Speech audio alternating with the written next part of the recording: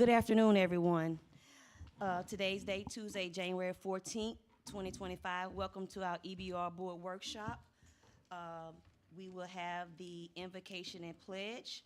Our invocation will be led by School Board Member Carla Paul Lewis, and our pledge will be led by School Board Member Emily Sule. Please stand. Good afternoon, everyone. Let us bow our heads. Lord, we thank you for this opportunity to join together in order to discuss the business of our budget and the work of our school board.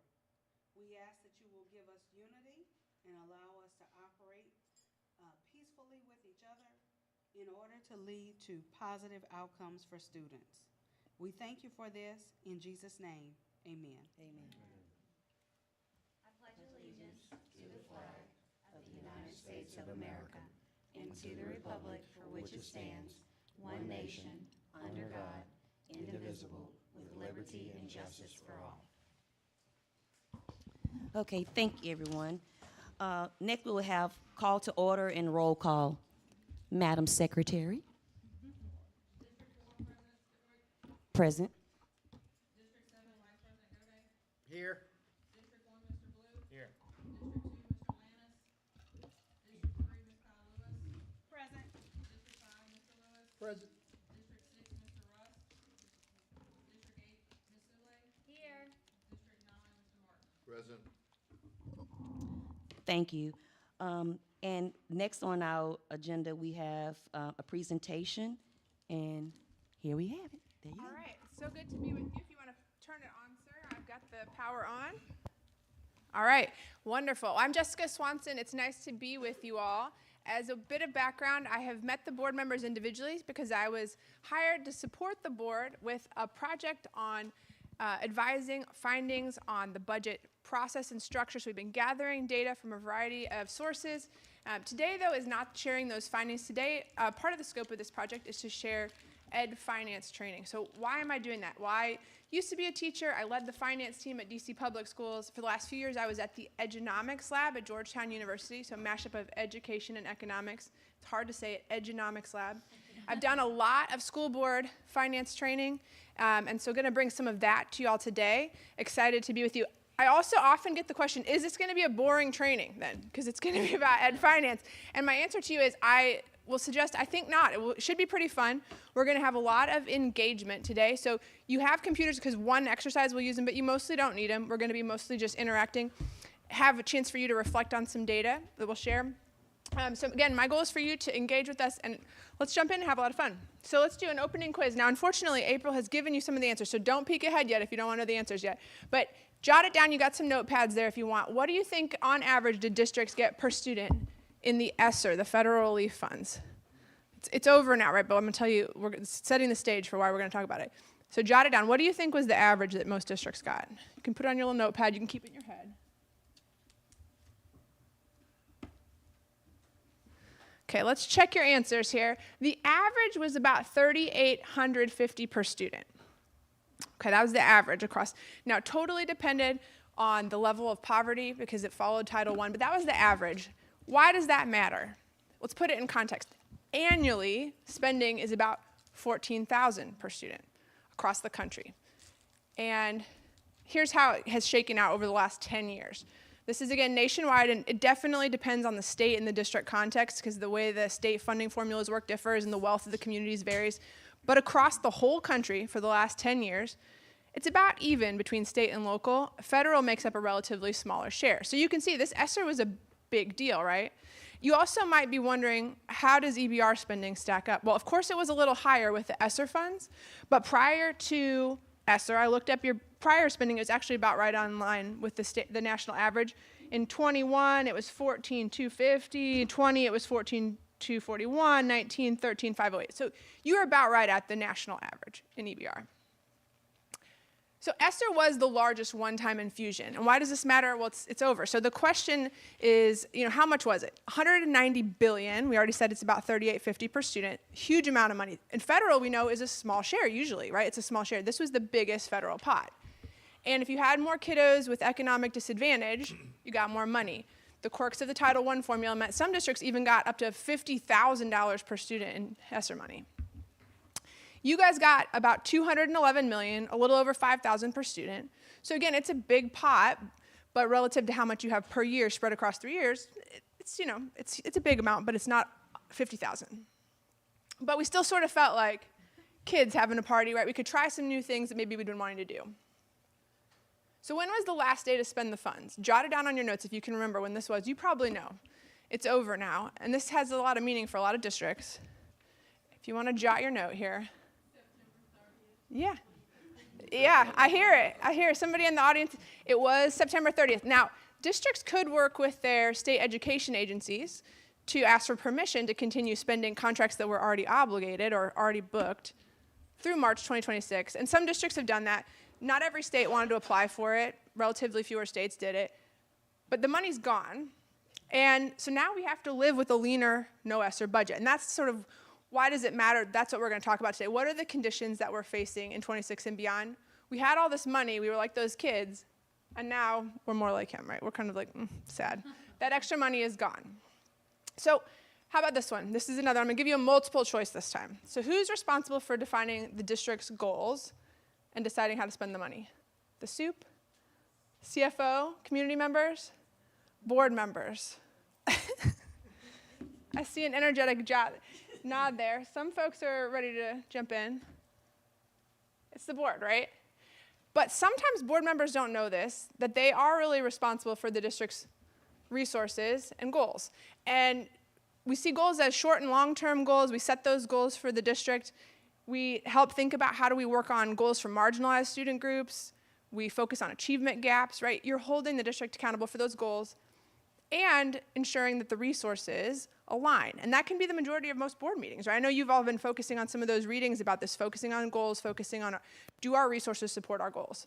But again, as I've trained a lot of board members, sometimes they don't know this is their role. Like board members set the goals, ensure the resources align.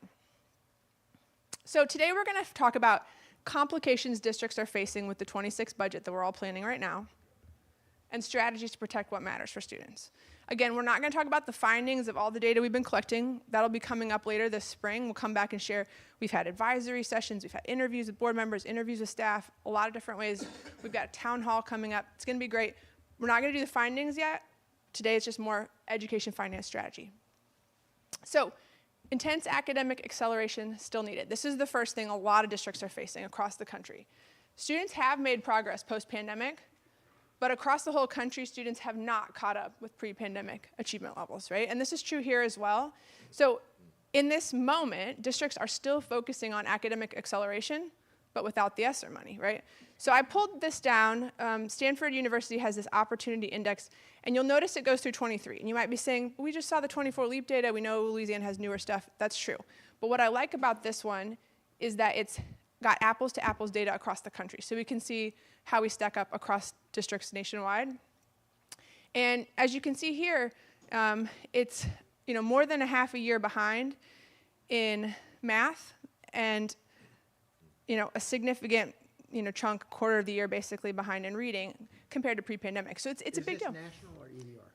So this is EBR. Okay. But the way that the Stanford data set has pulled the data together, they've made it apples to apples. So every state has different state tests, but you can now compare the achievement pre and post-pandemic. So that's what's nice about that site. And I've got a link here. If you want to go on and explore, you can look at other parishes and so forth and take a look at it. So again, I think the LEAP data that the district shared is super helpful. I know there's been a couple of presentations. That's the newest Louisiana data. But if you want to compare, how does it look nationwide? They've got a really nice site that helps you take a look at that. And you'll get these slides as well. I know April's got it. It'll be in the board docs and so forth. So if you want to click on those later and dig into it. But again, this is a problem nationwide. Districts are having to figure out, how do we do a budget that keeps our students moving forward when we know we're not maybe caught up to where we were and we have less money? The second condition that a lot of districts are facing is declining enrollment. And it's true since the pandemic, public school enrollment is down overall. And urban schools, schools with more students in poverty, face the steepest cuts, or steepest declines rather. Northeast, there's birth rate declines there. Some states are just having population decline. There was just a piece in the Advocate recently about Louisiana and how population decline has fared And EBR is not exempt from that, but this is the national picture. My former colleagues at Economics Lab have pulled this together. You can see that over time, public school enrollment has dropped, and yet, because of the ESSER money largely, we've added staff being a way to address some of the pandemic learning gaps. The enrollment decline, is that across all grades, or is it primarily in high school? It's varied. It depends on where you're at. And like I said, sometimes its birth rates are dropping, so it is the younger students. Sometimes whole communities are hollowing out as people move out of the area. It just depends on the context. So I pulled in data from East Baton Rouge, and we're going to pause here. So everybody has at their desk one of these packets that looks like this. We're going to take time for the board to have a little bit of reflection individually. So you've got the data here. So the last 10 years, student count, employee count. So this is our EBR trend. Enrollment declined 5%, staffing decreased by 0.2%. I've got a few questions for you here. It's called Activity 1. So you can just take a few moments individually and reflect on this data right here on staffing versus enrollment. So again, staffing, enrollment, big trends districts are dealing with post-ESSER. So we'll take a few minutes for each of you to reflect on this with these questions here. May I ask a question?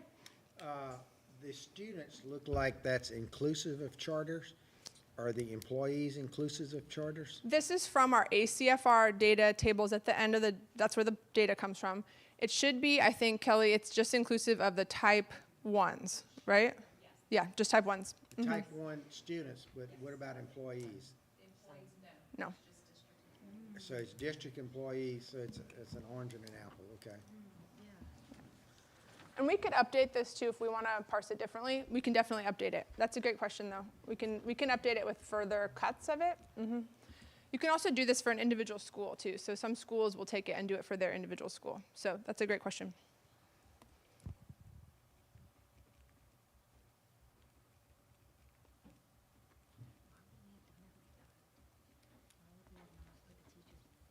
Because we don't have we don't have teacher resources, that's their private business. But we have the student count.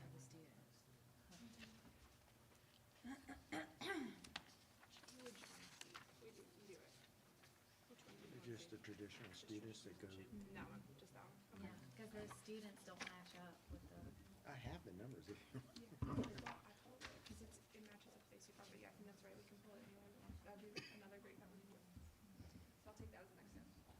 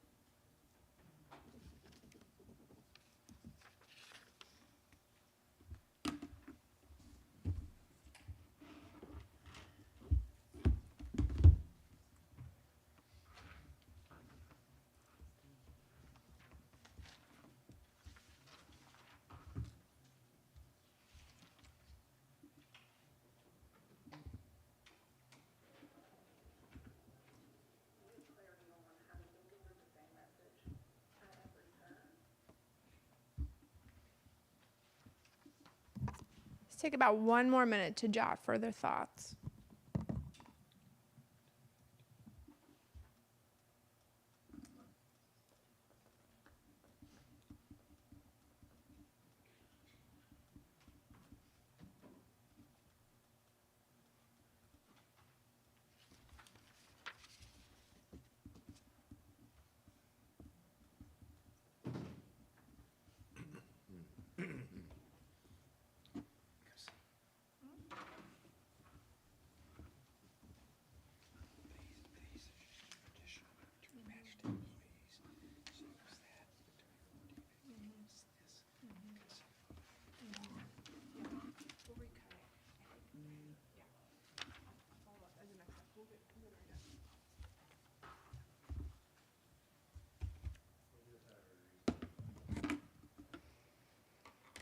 So noting that we'll follow up with an additional view of this, it's very easy for me to plug in other slices of data. The reason I bring this to y'all is that a lot of districts I've worked with have what I call the alligator mouth right now. A lot of districts put a lot of money into staff. Not everybody did. I've been working with even some districts that got a lot of money. Detroit is an interesting example. They got a ton of money, more than $20,000 per kiddo, and their trend tracks totally. You know, if enrollment dips, staff dip. They were very closely managing this number, but a lot of times we don't take a close look at it. And so without commentary on how the district here has tracked it, it's more just this is a helpful data point to look at ongoing, and that's why I know your ACFR and other sources include this kind of data so we can take a look at it, but putting it in a visualization can help us consider whether our trends are sustainable and whether it makes sense. I know too, having been a district staffer, a lot of times when we have a challenge, we're like, what person can we bring in to solve that problem? Sometimes we want to think about maybe not having a person because that is a cost then that we may tend to carry for a long time. Anybody else want to share a reflection in thinking about this concept of looking at staffing enrollment over time?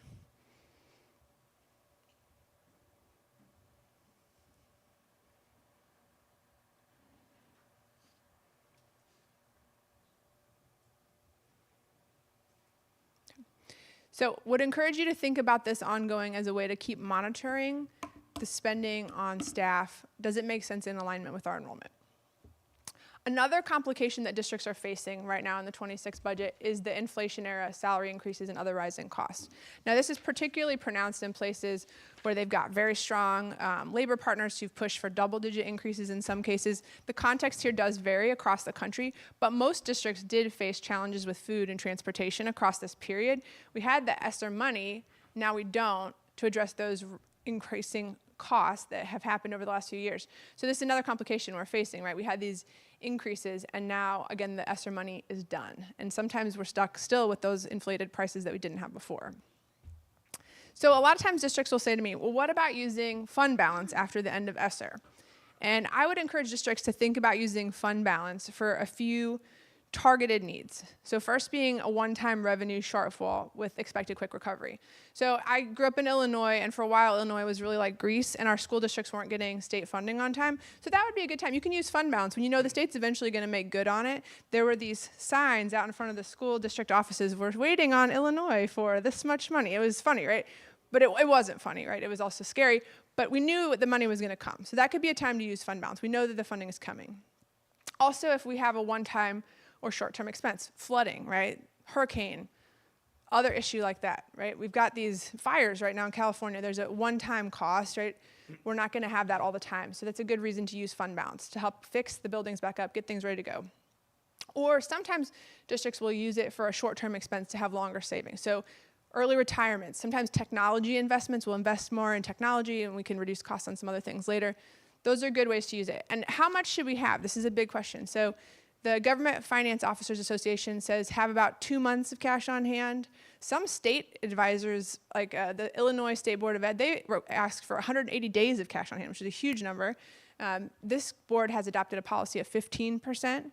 So it's more just to say, though, using fund balance to buy everything we had with ESSER, it's not going to be a good strategy, right? We want to use fund balance for targeted needs in line with the kind of policy that you all have already adopted. So then the next one people ask me is, well, like, what does that look like? So this is an example from Ann Arbor, Michigan. You know, University of Michigan's there, it's a wealthy community. They have consistently spent their fund balance on operating expenses, and they were projected to end the year with a fund balance of $6.3 million, or 2% of their revenues. And Michigan is one of the states that recommends 15%, which would have been $48.2 million. So what does that make you all feel? Like, do you think that's worrisome, sensible? Mm-hmm. You can vote if you want. You can just vote in your mind. Well, I'll tell you, I'm going to quote from the school board president. This was the president at the time. She said, "Our fund balance is not as high as other districts, but we have chosen to commit to our community and our community's values to address our students' needs, and sometimes that requires us to dip into the fund balance." So they actually were intentional about it. Now, you may disagree with it, but they were like, we're spending all the money on this year's students. Now, they were, you know, in a little bit of hot water with Michigan. They had almost none left. If they did have a snow emergency, I don't know, whatever it might have in Michigan, they didn't have a lot to work with, and they since have a different school board.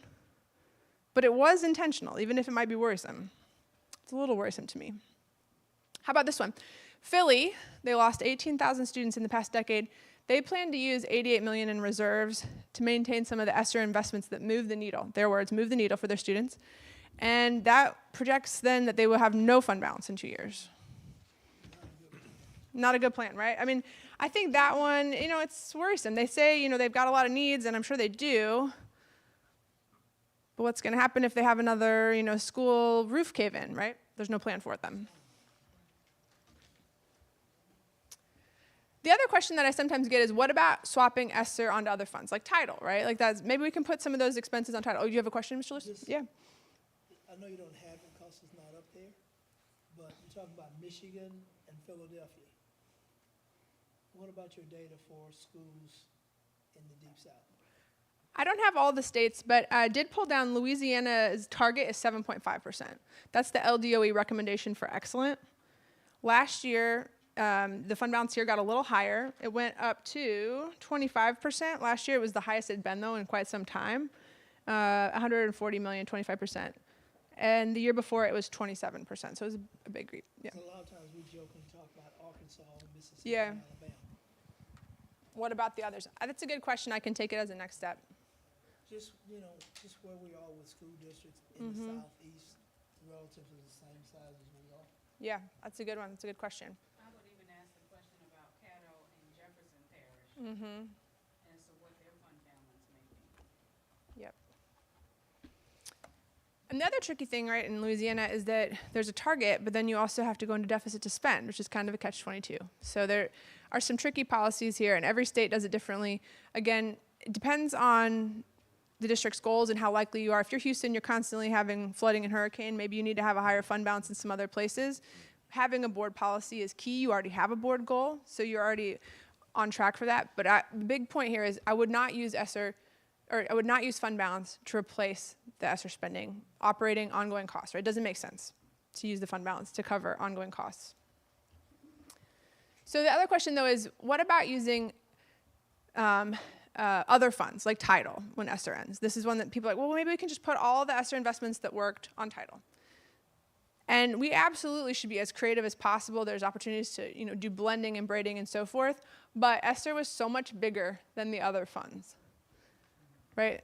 Even if we wanted to, even if it were allowable, if we were super creative, and we stopped doing everything we were doing before, because again, we'd have to stop doing the things we were doing on the other funds to fund those ESSER-era investments. It's just not enough money from those other funds. So absolutely, should we look at things on title and say, were those working? And if we have something that was working on ESSER better, stop doing it? Great, yeah, we should do that. But it's not enough money to cover everything that we were doing before. So what can board members do? I'm gonna offer you 4 ideas, and we're gonna unpack each one. First is know your school-by-school spending and outcome trends. So we'll do that. Ask the district, what do we know about what's working? Ask the community, what should we protect? And then review the budget. Does it serve our goals for our students? How does it serve them? So we'll unpack each of these next. So here I'm showing real data. I'm calling it South Lake. It sounded like a Louisiana school district, right? South Lake, maybe. So this is data from a real school district. Each bar is a school. And we have these new data. Just since the 18-19 school year now, districts have to report school-by-school spending. So it gives us a better picture of what is actually happening in individual schools, and it's with actual salaries. So even though you have folks of different tenure, it's not their average salaries, it's actual salaries. And what you see here on the bottom is the state and local. The federal is this piece at the top. And so this is real data from a district. And as you look across, the colors also have to do with the percent of students economically disadvantaged. So basically what we're looking at in this district, in South Lake, is effectively they're spending more than every other school, $14,572 per student, on a school with low poverty, right? That's actually what's playing out in their district. Whereas they've got this school in the middle, and they're spending about $3,000 less per student, and it's super high percent economic disadvantage. And now, does the district intentionally want to spend the most on students with lower needs? Probably not.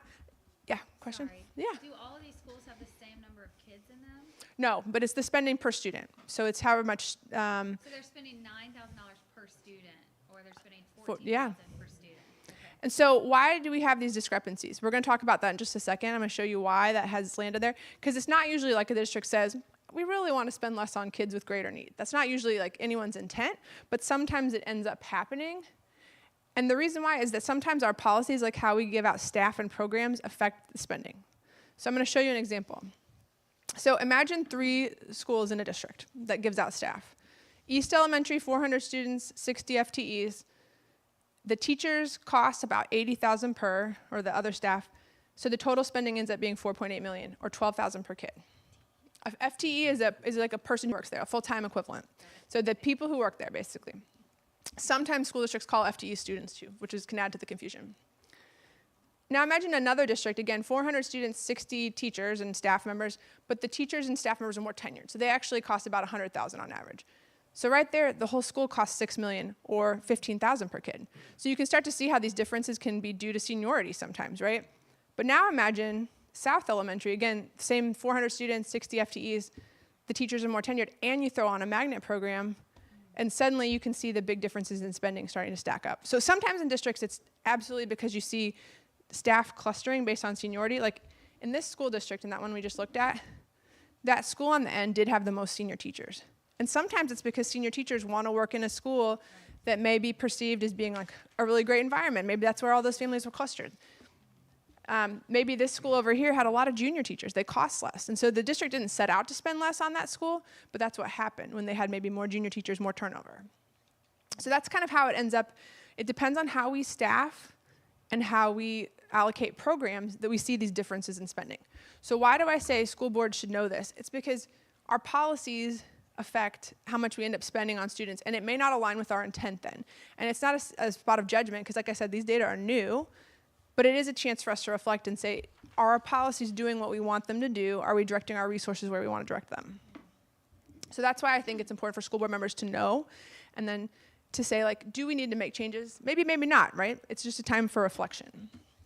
So let's look at another one. Chicago, again, we probably should have more southern examples. I'm going to take that as the next step, Mr. Lewis. But these are just so egregious, I like to use them. Chicago has a lot of low enrollment schools. So for 25, Chicago is changing how they funded schools, giving every school a baseline of staff. They call it their staffing complement, or baseline staff. And regardless of enrollment, you get this group of teachers and other staff. So under the new model, Douglas High, which had 35 students in a high school, was going to get 10 additional staff. And Holmes Elementary, with 117 students, was going to get more than 30 new staff. I mean, this one is a wild, right? It's clearly a worrisome. But again, the intent was like not a bad intent, right? The intent was we want every school to have a social worker, or like it's a good intent. But then sometimes it ends up creating unintended outcomes. And so it was not a bad intent, but if they hadn't looked at some of the outcomes, they might have been surprised at what the policy actually allocated. So I pull this example as a worrisome because it's pretty egregious, right? So this is Syracuse City, New York, and then we're going to go into East Baton Rouge. I'm going to explain how this works and why should we care about it again. So this visualization shows Syracuse City, and I use it because Syracuse City, as you can see, has pretty similar poverty across the whole district. That's why the color scheme is the same here, so they're all in that relatively higher poverty. But what's interesting here, if every circle is a school, and the size of the circle is the size of enrollment, horizontal axis is the spending per student, again, the real spending per student with actual salaries. Vertical axis is their state test. Again, that's not the only measure of success. There's lots of measures of success, but it's one that's publicly available. We can look across their district and say, wow, spending ranges from $16,000 to $26,000, and outcomes are all over the place, right? And they've got some schools up there that are double, 4 times the percentage of students on grade level. So we can start to look at, does the spending seem equitable? Does it seem in line with our intent? Is it surprising to us in some places? And are schools using the dollars they have to generate outcomes for kids? So I show you these 2 examples here. Do you think it's true that 2 schools can spend the same dollars and get different outcomes? Right, I'm showing it here, right? Like similar-ish schools, similar demographics, they're about the same size, about the same level of poverty. Really different outcomes here, right? How about can they spend the same dollars on the same things and get different outcomes?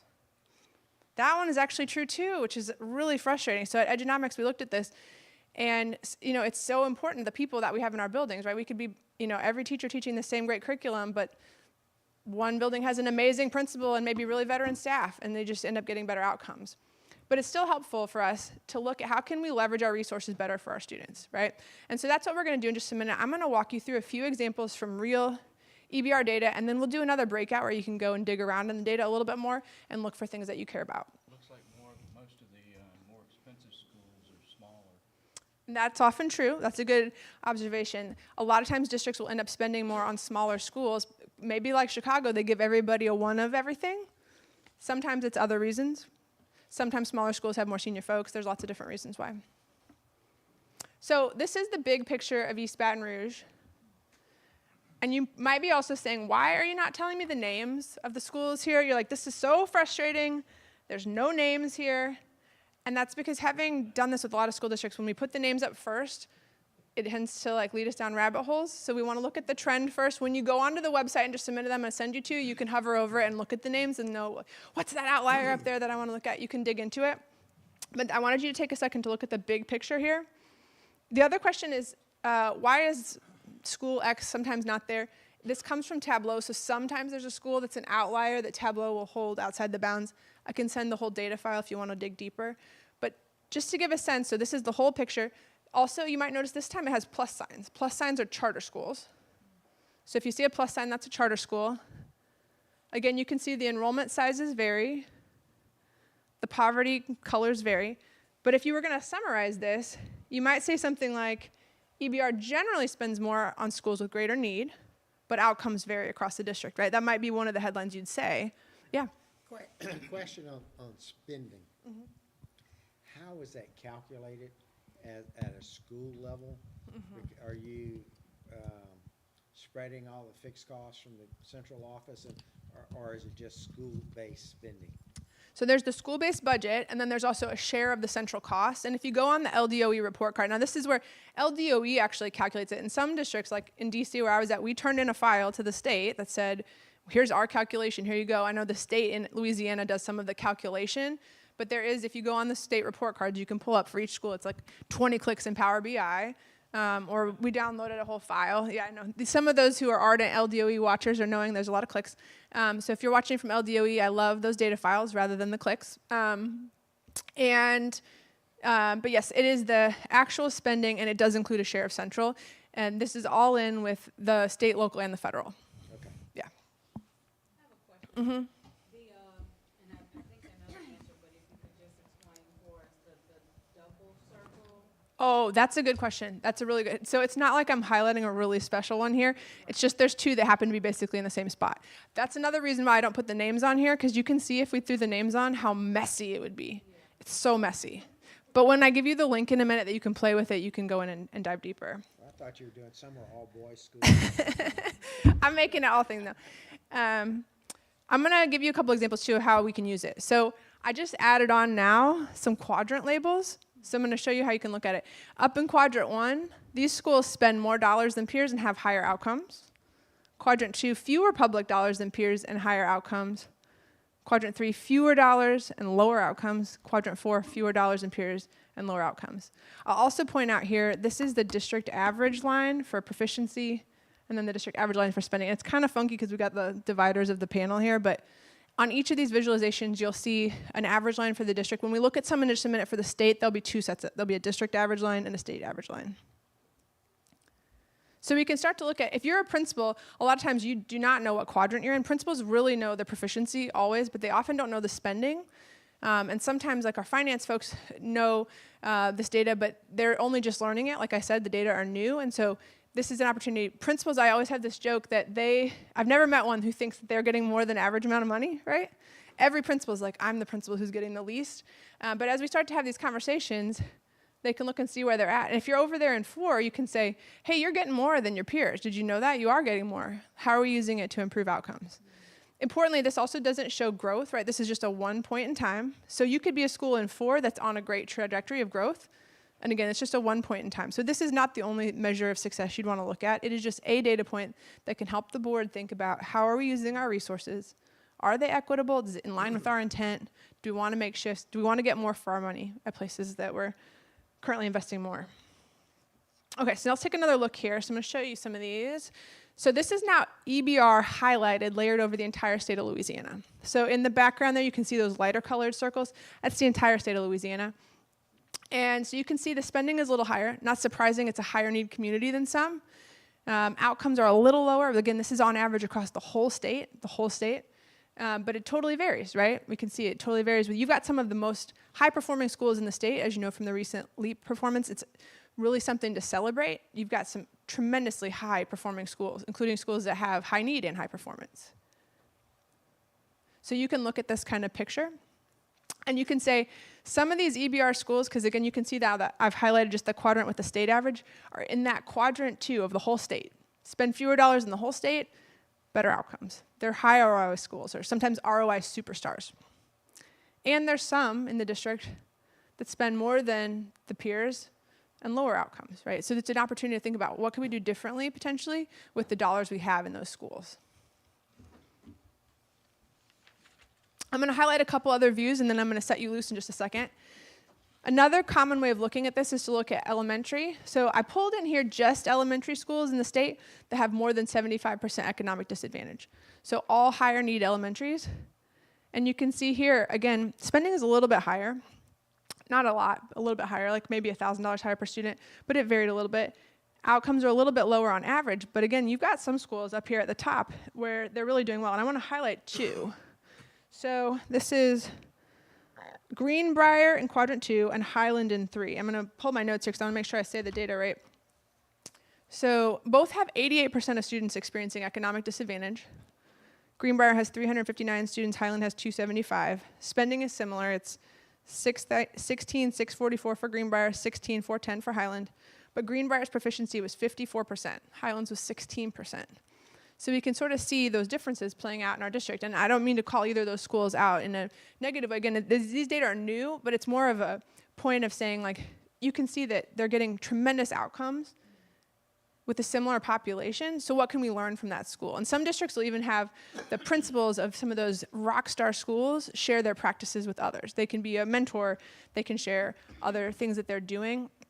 And similarly, the schools that have maybe struggled can think about, maybe it's time for us to do something different with our dollars. Maybe we don't want to have another dean. Maybe we want to have a literacy coach. And they can talk to their district leadership about that. Another way we can use this concept of spending and outcomes is to look at targeted student groups. So I pulled 4th grade Hispanic students here, again at the high poverty schools, to show that this was a group that performed lower than their peers across the country, or across the state rather. You can also look at black student performance. If you want to look at black student performance, you can look at black student performance in high school. But that's something I want to just show you that you can look at it by student types, so student subgroups. And then I also pulled in this 8th grade math. So again, you can see this great variation in performance here. This is another trend, right, in the district that we have some of these schools that are among the top in the whole state. And you see at the very, very top, this was, I thought, really interesting. You've got, I want to make sure I get the names right here. You've got Mayfair was 100% proficient. Only A.E. Phillips Lab in Lincoln Parish was 100% proficient. So every student tested proficient. So the highest in the state. And you've got some schools down here that are almost no student proficient. So you can take a look at how do you stack up compared to other schools in the state with similar demographics, or you can look at it by subgroups. So there's a lot there to unpack. So much. And again, can we learn from those schools that are getting great outcomes? What can we learn from them as we think about moving forward with our budget? So I'm going to give you now time. Oh, yeah. When you looked at this data, did it give you any indications of whether the teachers were highly qualified, new teachers, young teachers? I didn't go to that, but I think those are some publicly available data we could look at. Yeah, there's certainly, it can give you a chance to look and say, you know, what's happening? Like at those 2 elementary schools, you could go and dig further and say, what's happening differently at those schools? That could be a conversation starter, yeah. But I didn't go into it for this purpose. So if you want to now open up, you can open up your device for this one. I put it in tinyURL because it's kind of long. tinyurl.com, Louisiana dollar outcomes. And I've given you some prompts here to consider. So some questions for reflection. I'm going to give us some work time now so you can dig in and look at questions that are of interest to you in your district. And I'm happy to float around also and help you navigate the site if you want to do it. And it's my colleagues at Edgeonomics Lab have helped me pull together some of the data I've gathered from LDOE so we can dig deep into these data right now. We'll take probably about 15 minutes, and I'll see how we're doing, to just explore the data and let you reflect individually. Any other questions before we take time together? Oh yeah. Also, April says it's in your email if you wanna open it that way, or board docs. Thank you, April.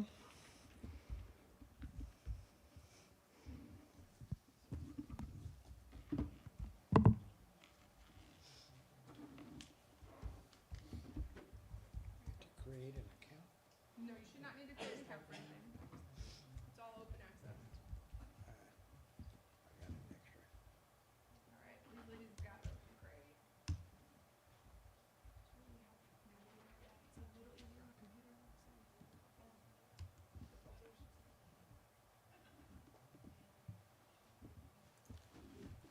So over on the right, if you make it full screen, it's a little easier to navigate it.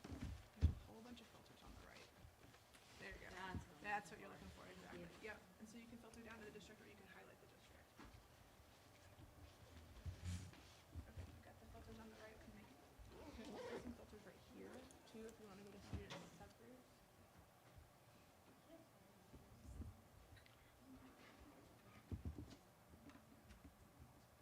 Did you get the red dot fishing?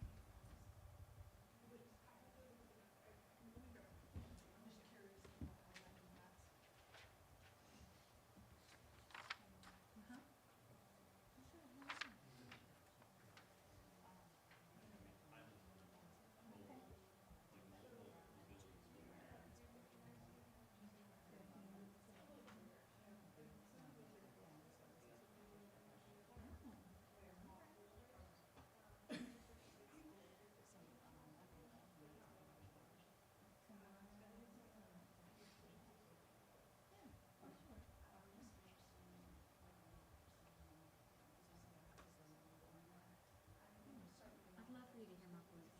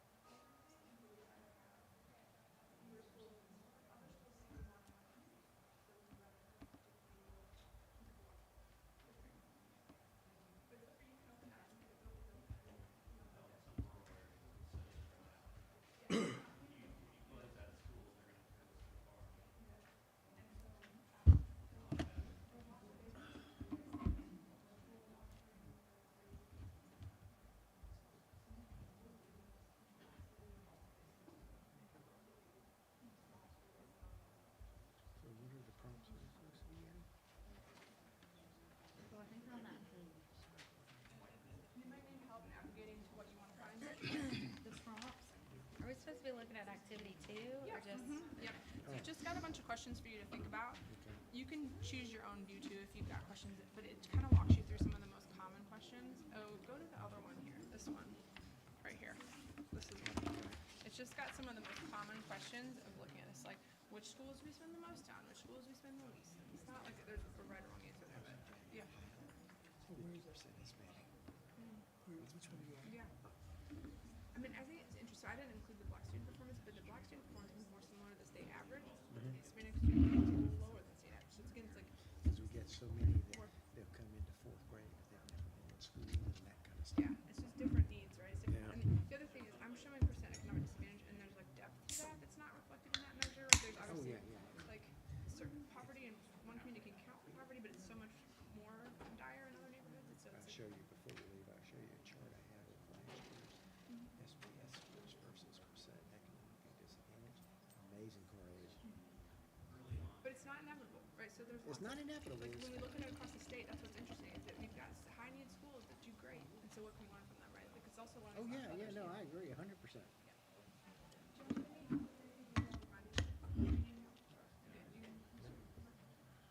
I thought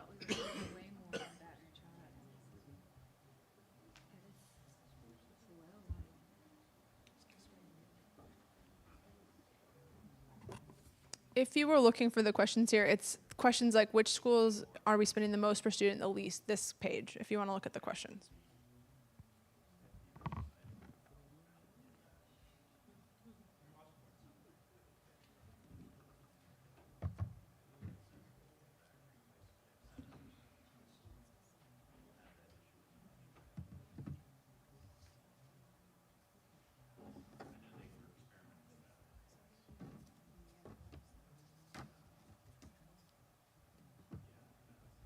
Can we, excuse me, Absolutely. Just, yeah, if you want to, there's two ways. So if you want to see it laid over it that way, or if you want to just see it, it's easier to look at it this way. I'm going to highlight it. Okay. Yeah. You can type it in and it starts to just pull it up. And then you can just hover over the ones you want to look at. And then this one is just 4th grade. So if you're like, I want to look at high schools in my district, we can do that too. There you go. That's just elementary. So now if you hover over them, you hover over that dude up there. I think that's like me. One of those. There. When you let go of it, it'll should show the name of it right here. There. Why is it not showing it here? Hover. There we go. Yeah. Yeah. So you hover over them. Another thing we could add to this potentially is add board member districts. I did that for Miami-Dade a couple years ago. We overlaid board member districts, and then one of my board members I was working with, she took it around it to all her principals. Let me look at that. I can get the list for you.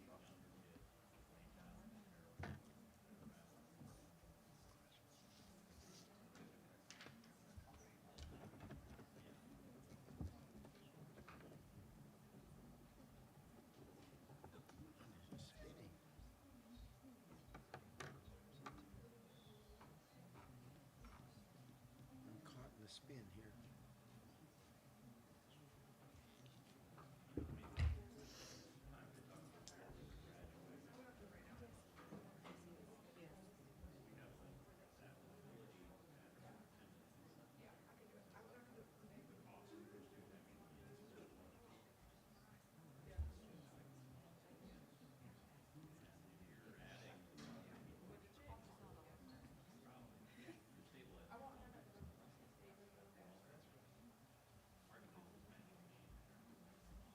Yeah, Mr. Lewis, we'll get that for you. I'll make that a next step.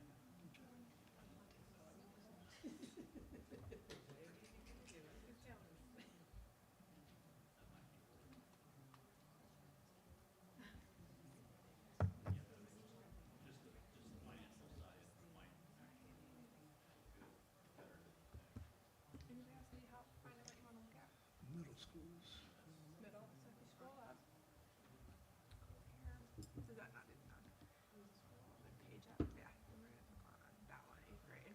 And then if you use this filter, you can flip it between ELA and math. Click on that guy. And then we're gonna have to filter down one more time and just EBR only. Unclick all. I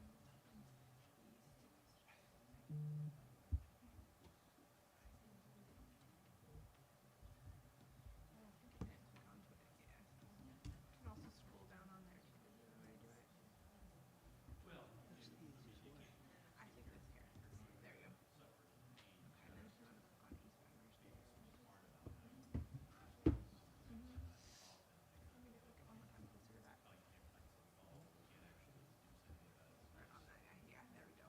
And so this is going to show you ELA, but if you flip to this, you can go to math, or you can go to by subgroup. If you want to look at Black student, Hispanic student, you can look at those groups. Anybody else need help finding what they want to find? You said there are some schools that aren't going to show up because they're outside of Yeah, their the line. spending, so for instance, I'll give you an example.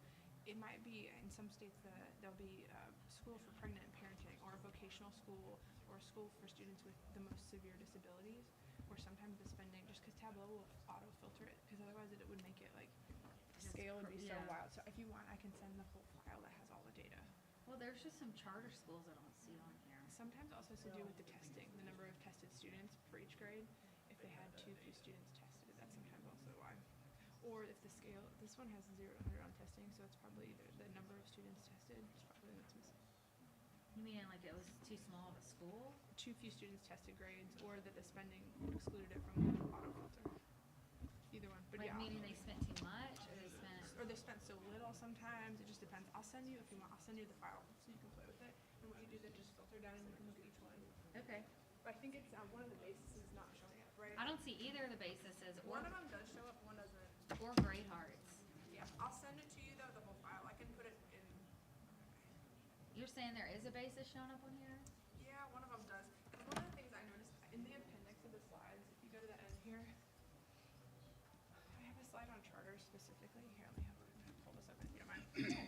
This was, I thought, an interesting finding. I didn't want to go too deep into all of it because there's so many ways you can look at this. But this is like a. there's so many ways, but I pulled it because I thought it was an interesting finding. So of charters, though, when I highlighted them against, where is it? One of these. When you highlight charters against the district, only one that shows up in the listing on 4th grade, CSAL, was above the district average. CSAL, yeah. Which was CSAL. So it was interesting to look at it that way. But yeah, I'll send you the whole file so you can dig in. I'll do it right now, actually. Thanks. Before you forget.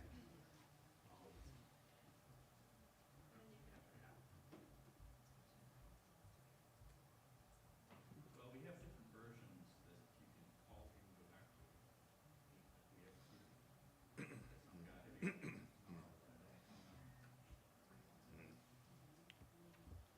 Yeah, I don't see basis. I don't see any bases or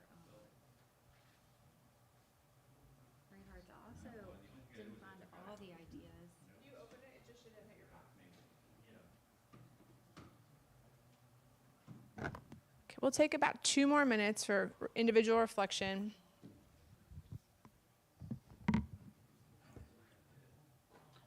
Grade hearts might not be in here because, It's too new. you're too new, 22, 23 expenditure. open up grade I hearts. just was wondering financially what You money open is that spent. up. Yeah, here, open up that file I sent. It Oh, I says- didn't Oh, open it doesn't my have your email emails? yet. Okay, it's in your email, but if you open it up, you can filter down to EBR, filter down, and you can see them all. And it also has all the, like, the subgroup data if it's easier to look at it that way. Yeah. It's just, it's a huge file because it's got the whole stage, so it'll be like pretty massive. It's Okay. 8,000 lines long. Thank you. It rose. Anybody else need any help? Good. Okay. Yeah, absolutely.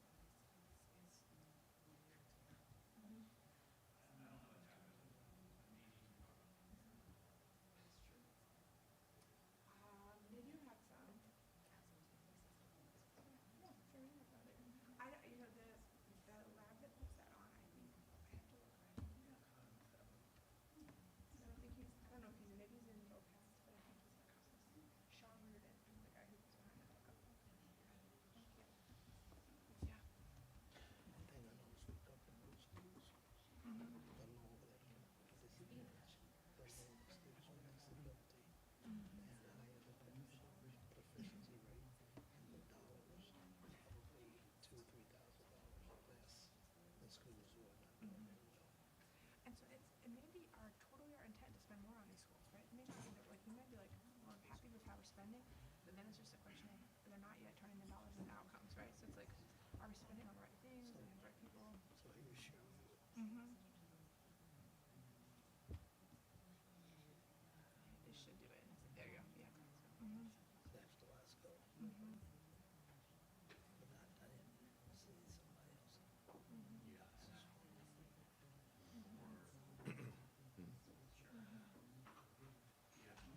else. I had another school I wanted to compare. Here's Westdale.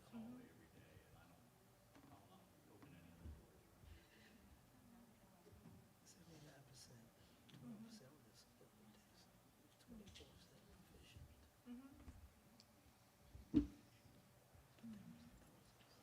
If you want to also just do middle, you can filter it further down and just have it be only middle.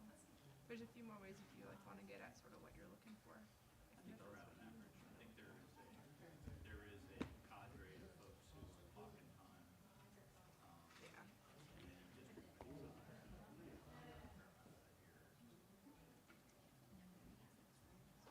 Here's Southeast Middle, 13% children with disabilities, 23% proficient, that's not good. This is math, Glasgow. It appears that the entire district is hurting when it comes to math. And that's true across the country though, right? The recovery in math is further behind. So, I mean, that's gonna be a question. What's our budget gonna be to address that, right? Yeah. Can we take this home? Oh, yeah, you can use as much as you want. It is your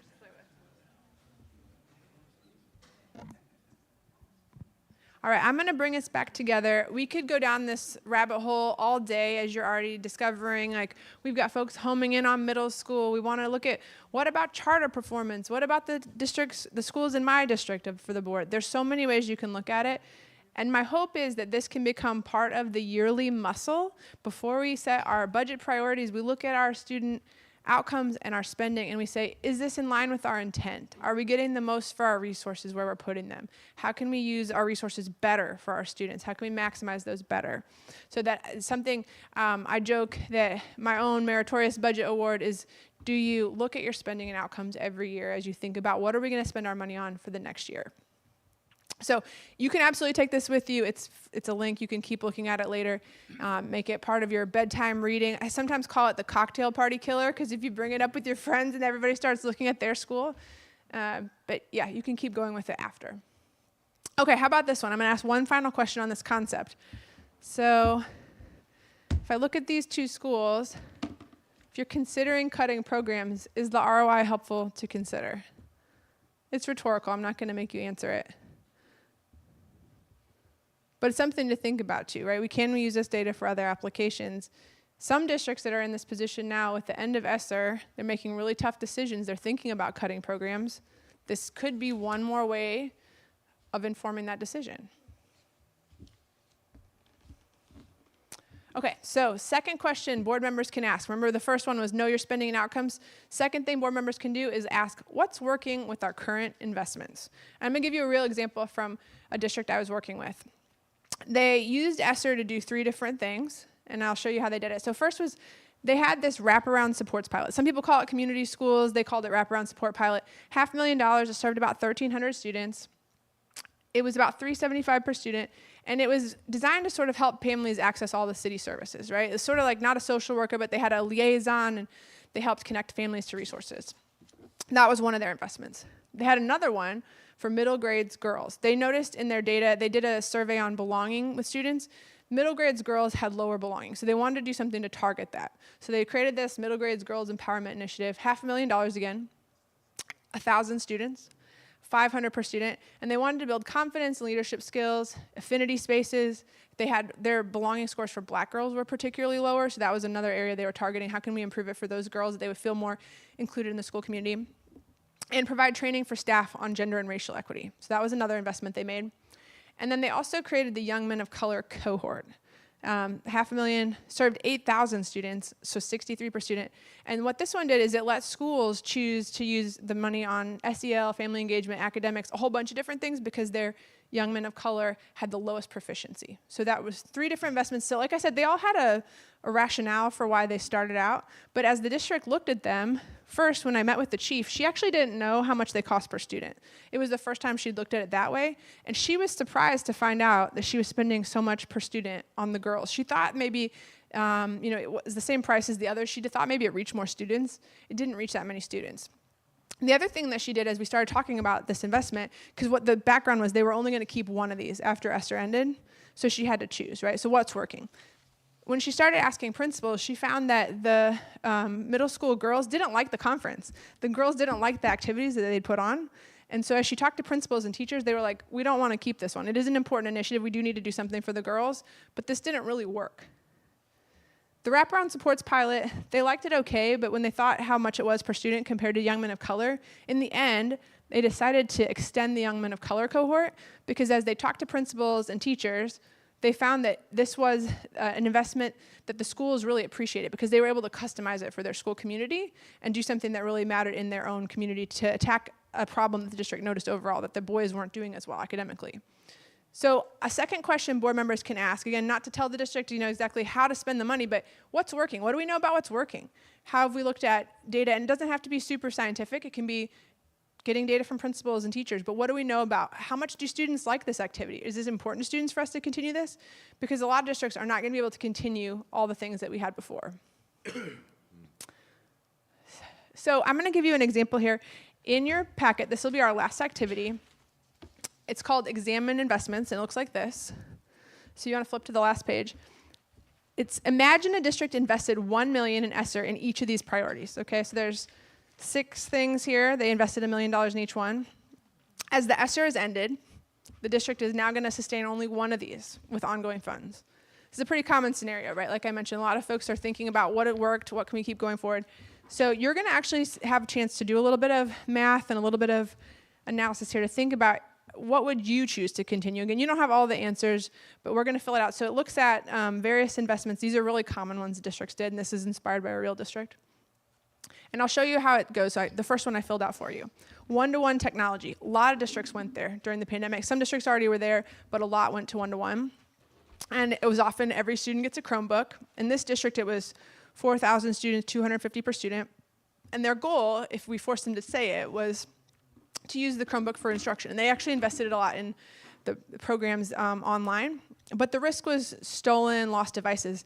Some districts were seeing as much as 50% theft and loss and damage. That varied totally, but that's the risk here. So we're going to go ahead and take a few minutes to just jot this down. And then again, you get to make some assumptions here. But to think through this idea of how could we systematically think about what's working, you can make some assumptions here. But to pick which investment should we continue?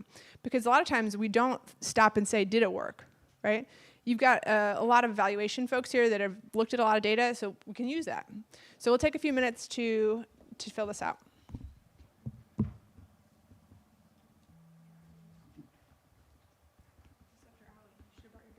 I know, I'm like, Mike, you just tell me. You can use your phone. Looking at it for students is like the less often we don't do. But it's so helpful because you can see it's so small sometimes we're like, what?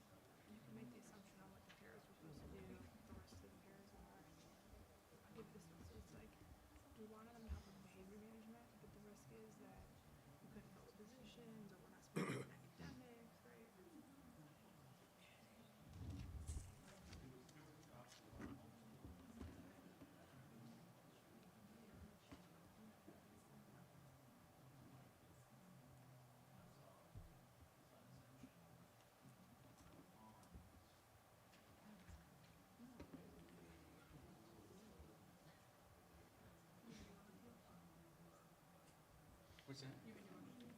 Sure. So like on here is, we take that $1 million, 1,800 distance served, and so it's divided by that 1850. Well, our calculator would do it.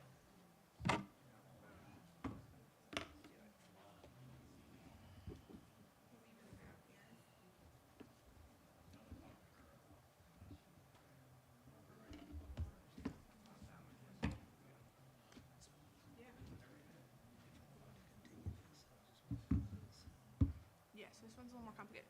So I put it, so it's 980 students served, but we have to calculate. So, okay. Yep. So 34 weeks times 3 times 40 per hour. That's the total cost, right? Should be $1 million, right? So, got it. It was 48. I'd have to do this, but I don't have it in front of me. I should have had the whole thing here.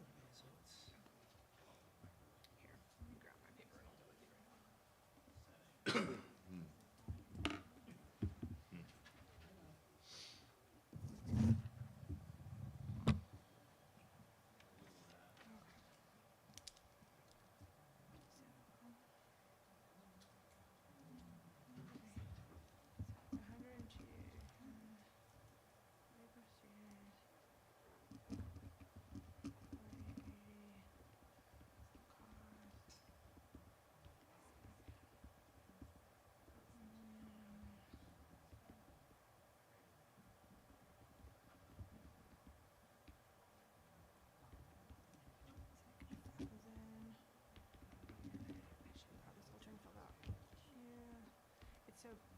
4 times more expensive to do in 4-to-1, right? Or 4 times less expensive to do it 4-to-1. And it's here.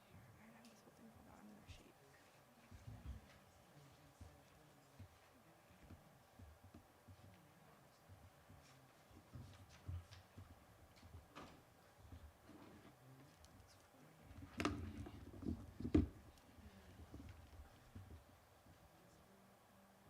So it's like 1,020 per student for the cheaper version, and like 4080 per student for the 4-to-1. Sorry, I slipped it. 4080 or 1,020. Yeah, or 4080. Yeah. Yeah, $4,080 per student.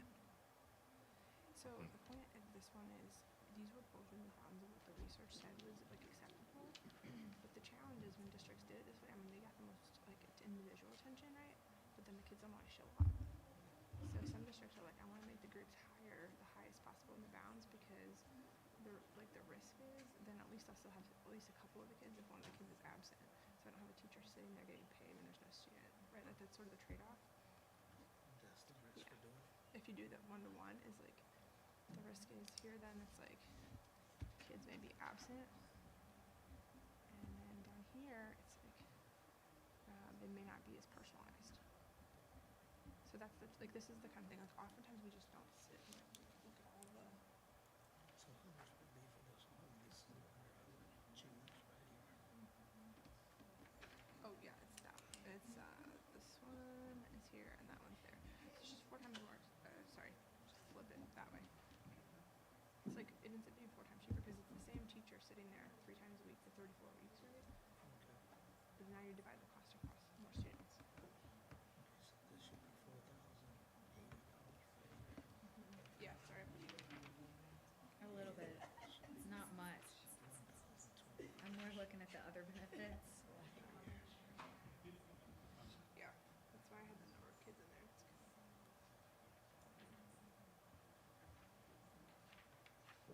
So this would be then like $1,000 a kid. yeah, it's like 1,020 or 4080.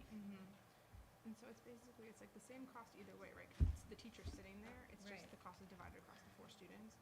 And so like we were just talking about Mr. Lewis, the upside of the 1-to-1 is you get like exactly what you need the whole time. But then a lot of districts found that the kid was Yeah, always the kid there. in there. Yeah. So it's like Yeah, either 4 is better. but either one is within the bounds of what the researchers said was acceptable for good tutoring. Like it's like, and then you can even go to 2-to-1 or 3-to-1 or whatever, right? Like, Is this, that can't be possibly right.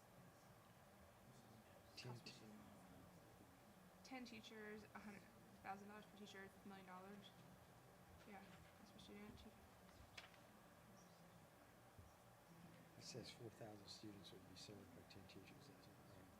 1,000 students per semester, 10 teachers. No, that's not right. But it's reducing the class size. I think we're just saying spread across the district. Yeah, yeah, I Spread across the understand. district, yeah. You would just get 10 more teachers. 10 more teachers for the whole district, yeah. They're not going to actually serve the 4,000 students directly. You're right. They're not going to serve them directly. Well, maybe they're a music teacher. My sister is an art teacher. She had 1,000 students one time on her caseload. Of course, she didn't know a single one of their names because she had 1,000 students. Dang. Because she had 3 elementary schools. She had to rotate around. She's a Oh my super gosh, It was a terrible assignment in that way. But I can only imagine. now she has 1 middle school, so she knows all the kids. Which is a lot easier. But I mean, That's a big but it change. was actually a kind of a good strategy for the district, right? Because otherwise they might not have been able to afford a teacher for art. We've had some Not very situations personalized. just like that. Yeah, and hard for her too because she had to feed all of her creation, but.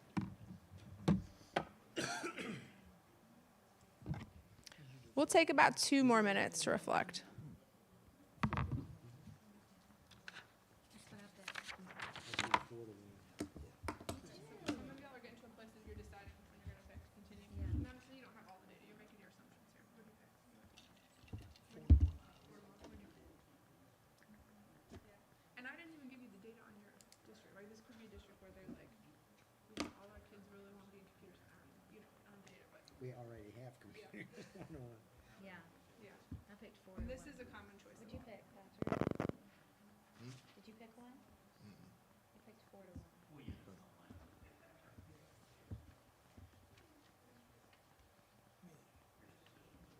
But everybody talks about, and I'm saying all this is common, okay?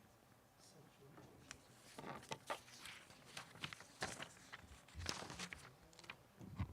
All right, we're going to come back together. So why did we do this, right? I've worked with these districts all over the country for the last few years, and oftentimes, not always, but oftentimes we just don't stop to sort of systematically look at our investments, whether they're ones we're thinking about making or the ones we've already made. And so it's just a helpful tool, this kind of chart to think through a proposed investment. I actually worked with the CFO, and she started creating a form like this, and she said, before any of y'all come to me with an ask, you're going to fill out my chart because I want to know that you've thought through all of these dimensions. And I know I used to work in the academics office. We had grand vision sometimes, right? Like we were like, oh, this is a great new ed technology. We want to do it. And then if somebody would have stopped us and said like, but what's the risk? Well, principals don't want this ed tech maybe. It's too much. They already have a lot of other things going on. If we would have done some of those steps, I think our proposals could have been better on the start. So you obviously don't have all the data for this fake district I've given you. There's a lot of context here. But I hope this kind of exercise gave you some insight into some of those kinds of insights you can gather. So some of you have told me what you've already selected, like if you were this fake district, what you would pick. But I think it's interesting, like looking at that example from the chief. Once you have the cost per student, it's sometimes really surprising. Something that sounds cheap can actually be pretty expensive per student and vice versa, right? So a big district was going to spend a whole bunch on a student information system, and people were like, this is so expensive, it's outrageous. And then they said, yeah, but it's going to last us for 5 years across every single student in the district. So the cost per student is actually like $6. It wasn't so expensive when you put it in context. So this can be a helpful tool for thinking through our investments. So the second question there was, ask the district what's working in our investments, right? Again, it's high level. Is it working? How do we know about it? It doesn't have to be a randomized control trial. We probably have other data already to help us understand, is it working? One question, one comment. One of the things that's the issue, like in choosing which ones to keep, each one of those would have their own constituency. Yeah. And so when you go to pick one, other people are saying, oh, well, you don't think what we're doing is any good. And people just have a very hard time coming to the concept of, we have all of these good things we can do. We have to pick which one we think is the best. And if we don't pick yours as the best, it doesn't mean we don't value what you were doing or that, you know, we don't think it's good. It's just this one we think is the best. And so that's the tough thing that we face a lot. And even sometimes when we clearly see that the data show the thing isn't working anymore, sometimes it's still beloved in a community, right? And it is symbolically hard to stop doing things. But that is where a lot of us are at right now in light of end of ESSER, reduced enrollment. Like we have to make tough decisions sometimes, and sometimes it's even among all good things. And it's okay to acknowledge that. It's tough, right? Like we can't do everything. The resources are limited. We're going to have to figure out what's the best among what we're doing. Hear that, John? All right. So let's continue on. How about asking the community what to protect? So again, in this tough scenario where a lot of us are having to streamline what we're doing because we have fewer dollars given the end of ESSER and reduced enrollment and sometimes higher costs in certain areas that we have to continue, like food, some districts are asking community members to weigh in on cost equivalent options. So this came from a real district I worked with in Illinois. They've got about 5,000 students, about $100 million budget, and they needed to close a $4 million budget gap. So superintendent and I cooked up this list of cost equivalent options that she could take around to different groups and get input. So the first one was lay off 60 junior teachers. Again, they were a little cheaper. The junior teachers, there's more of them. And it would raise the average class size a little bit. They had a pretty low average class size across the whole district to start with. Lay off 60 employees by closing one of their 11 schools. Their capacity in their schools was quite a bit higher than their current enrollment because they'd had quite a bit of an enrollment decline in this district. Lay off 40 teachers who teach art, music, or PE. And if you're wondering why is it fewer of them, they tended to be really senior, right? People don't tend to leave those. I always say my sister's an art teacher. It's way better to teach art than make art. It's like hard to make money teaching art or making art. And so those folks, and they're wonderful, right? They're important, but they are a little more expensive. Freeze step and column raises, cancel a planned cost of living agreement, and furlough employees on federal holidays. So as you can see, these are all bad options. So it's the opposite. So instead of all good things, we got to cut one. These are all bad. Nobody wants to do any of these. If we could choose, we'd say we don't want any of these, right? But they had a tough moment where they needed to figure out what should we do. So as we came up with this list, these are all ways she could close the gap. She was able to take this around and have different conversations. So you can imagine, school board members might have a different opinion on this than parents, than teachers union, right? In her state, she has a strong labor climate. What is the union going to want here? Anybody want to? You can reflect on it, or if you want to say it. The union did not want to lose headcount in this case. So for them, 60 is worse in some ways than 40. They actually, in this case, might have been more interested in not having the raise or having the furlough. So not getting paid on those holidays, because it would have meant losing headcount in the first couple. Parents did not want to lose art, music, and PE, right? They want the full, rich educational program available to them. So that to them was not a great option. So anyway, you can start to see it's a crummy conversation that many districts are in right now, but when we make a real set of cost equivalent options and we bring them around and we start to gather data on it, it can help us inform our decision. What'd you pick? When you say junior classes, you mean non-certified teachers? You don't mean junior? Just young, like cheaper, newer to the profession teachers that are not a senior, yeah. Well, she landed on more in the 4 range. She didn't want to close. So she's still thinking about closing a school because they have so many. And actually, one of their elementary schools is struggling in a whole bunch of ways. So that might be the next move. So the next question is, how does this budget serve our goals for our students? So this is a real district. I'm calling it South Lake again. It's not. It's actually in the Southwest. I won't tell you who it is.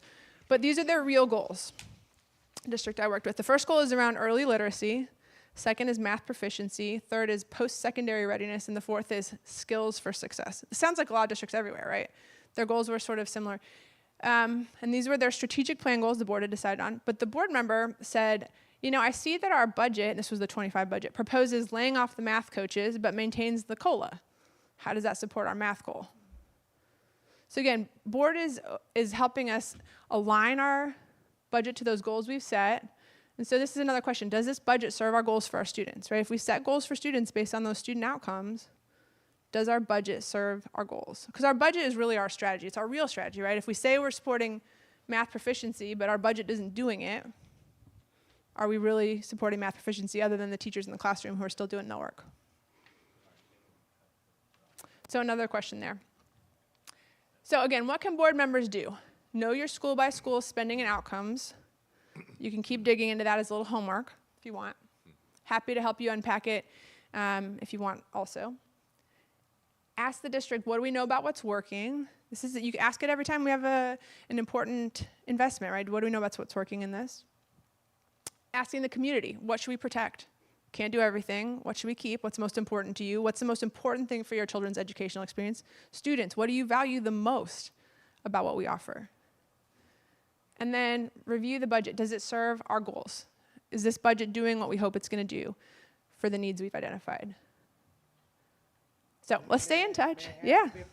Absolutely. That's the end of our formal, and we can do questions, and then we can break. Absolutely. Back it up. I think one thing that's missing Yeah. in this list, I think you need another question that says, how do we define our current investments? Because, you know, I think that's a slippery slope on a lot of things too, is how do we actually define what we say early childhood literacy? Well, what are we defining as being early childhood literacy expenditures? You know, and because I don't think I think that's part of the area where we have a problem, is how are those things defined and categorized? Because I don't know how to put a dollar on that. So it could be like part of that. How are we serving early childhood? What does that look like in our district? Yeah. And how can we measure the success? Is that defined? You're saying the same time, Mike? Must say the same thing. Because, you know, I've asked the question several times, how do we know it's working? And I get the same answer all the time, so I just stop asking the question. You know, but how do we know it's working? That's a good question. How do we know it's working? What data do we have about what's working? We use something called a gold standard. Isn't that what they call it? The gold standard? For Our early early childhood, childhood. yeah.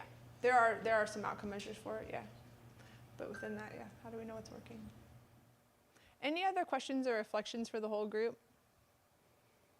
So again, this is not findings on the whole process about what's working in our current process and structure, but more big picture as we think about ed finance in this year 2026, what are some of the complications that we're all facing, and how can boards be strategic in thinking about the budget? Thank you for these plot graphs. These are wonderful. Yes. Ms. Stewart, do you want to send us on out then? I don't know how we do that here. What's the final close? Yeah. Okay, so if there aren't any more questions, moving along to C, where we have adjournment. So, Ms. Sule, would you like to adjourn? I'll think about it. Okay. I would adjourn. Adjourn. Thank you so much. Thank you very much.